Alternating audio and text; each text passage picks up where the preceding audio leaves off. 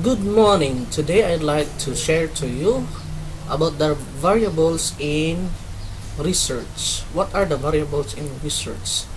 Sometimes it's quite difficult to identify the variables to include in our research work. And it's very important that the variables of the study are identified because they are the main concern of the researcher. The research inquiry is centered about the variables. The researcher tends to know the association, correlation, significant or not significant difference between two variables. As a neophyte in research, doing a bivariate kind of research design is fundamental and effective in learning the technicalities and process of conducting research study. There are several types of variables like constant, attribute, covariate, continuous, dichotomous, latent, manifest, exogenous, and endogenous. However, we shall concentrate on the use of independent and dependent variables. Most probably, the variables which shall be involved in our bivariate study or a research study involving two variables involved in a particular research design. Since you are in the senior high school, it is deemed that you shall undergo the basic ones of research design. At the same time, shall be involved in practical and realistic variables to pursue as a student.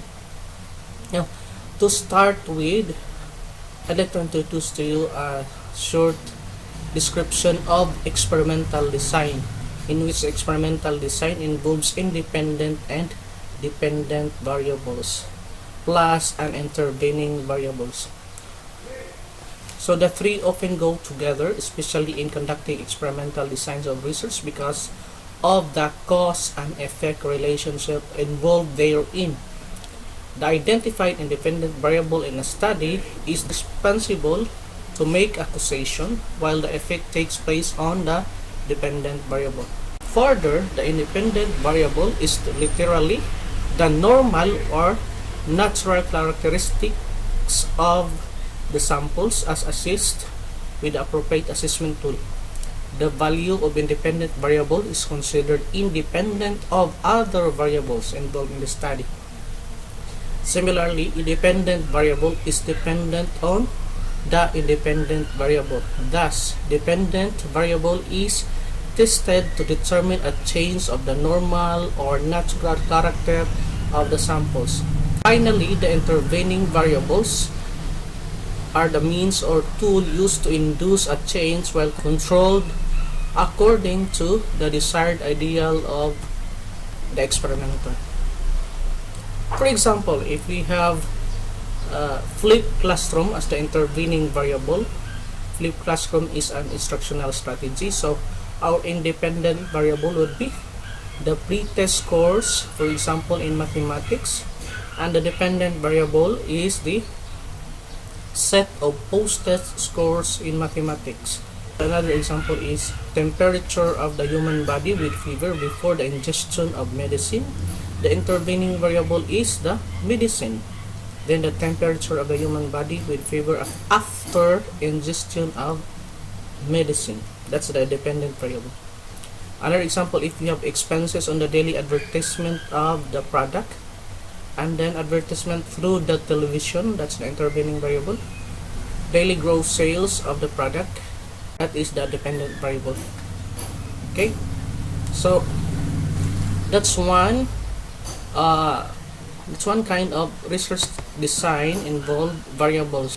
I am actually introducing to you also research designs so that you will understand better how to use the variables and you will be able to construct your research title later on appropriately. Now we have also cross-sectional studies, in which cross-sectional studies are observational in nature. However, the variable involved do not have cause and effect relationships. One variable does not necessarily cause an effect on another variable. Thus, the nature of the variables are literally not related but correlated in order to determine relationship or association that exists between the two variables. In particular, single cross-sectional research design is most appropriate among students in the senior high school. This type of research design can give them the appropriate experience in conducting research.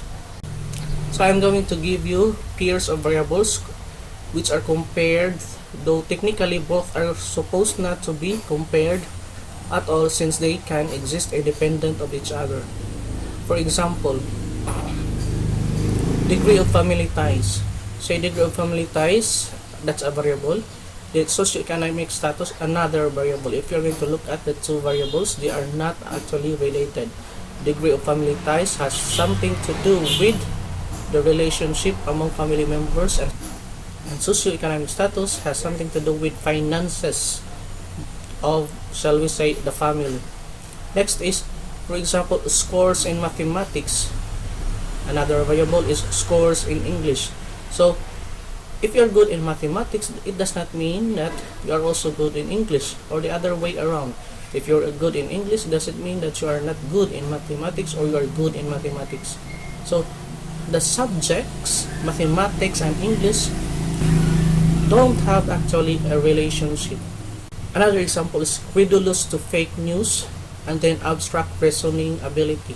So when we say credulous to fake news, has something to do with the ability of a person to identify or to believe if the event or the news is real or false, real or make-believe. We say abstract reasoning has when you say of abstract reasoning has something to do with your abstract reasoning ability is another story. So the two variables don't actually have relationship. Another is classroom anxiety and class size. If you are going to look at it, classroom anxiety has something to do with emotional disturbance, while class size has something to do with the physical arrangement or the physical characteristic of a class. Last example, we have the level of parent support and student general academic performance. Parent support is completely different from student general academic performance. You say academic performance, you'll be looking into the performance of students in subjects like mathematics, English, and parent supports has no direct or indirect or maybe indirect relationship or association with the student general academic performance. Lastly, we have here the categorical variables, which are very important when you conduct research work in senior high school. Categorical and ordinal variables are attributed to classification of the character of the samples involved. Example, you have dichotomous. You say dichotomous, you have two variables involved and nothing more. Example, sex. Sex, you'll have males and females. And we have also concordance. Concordance means you have the answer is yes or no. Then preference, you have likes or dislikes. Another categorical variables is multiple. So more than two variables are used for comparison. For example, you have religious affiliation. So there are several religious groups or religions like Christian, Islam, Judaist, and Buddhist. So there are more than two, and so we call them multiple categorical variables. We have also college students. For example, they are classified according to the course they are taking.